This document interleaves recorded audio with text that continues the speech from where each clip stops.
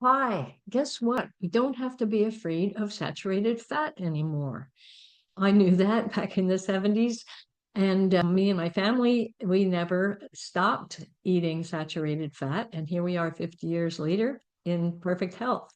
It was a concoction by the food industry to convince us that saturated fat was the cause of cardiovascular disease instead of caused by the refined foods and refined sugars and starches that they were giving us, but that's another story.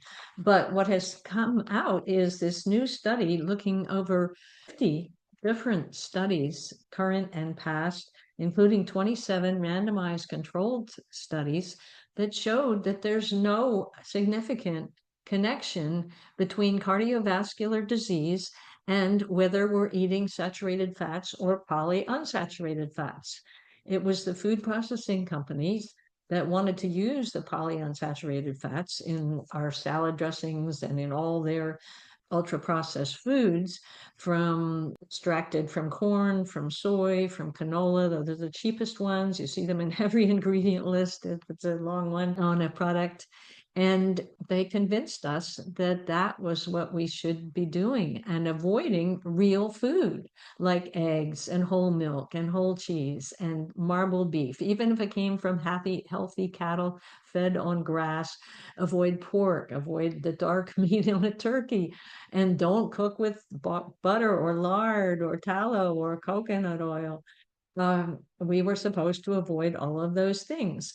And many people have. And I think it's a major cause of the obesity epidemic because these foods, when they have their real fat in them, are so satisfying. It's very hard to overeat if you're eating these whole foods with their good quality saturated fat. And this study shows that the polyunsaturated fat that they convinced us to eat is no better for your heart. In fact, it may well be worse. And we've been eating the saturated fat since the beginning of time. So it's unreasonable to think that all of a sudden we need highly processed foods to keep our heart healthy. It's like saying formula's better for a baby than mother's milk. So let me read the results of this study verbatim.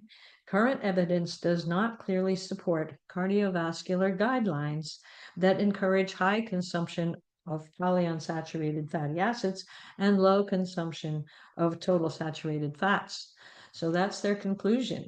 Now, don't expect the food industry to embrace this because it means we have to go back to eating real food, real whole food, single ingredient foods, instead of their highly industrialized, chemicalized, refined ultra food products. So, but this is a good study and very thorough, and it's wonderful for them finally to admit that this has been bad advice for over 50 years.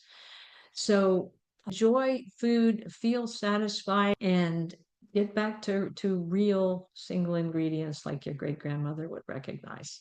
And watch my videos. This is the 376th version of the Vibrant Health Through Natural Living. And thank you for watching. I hope you're learning a lot. Thanks.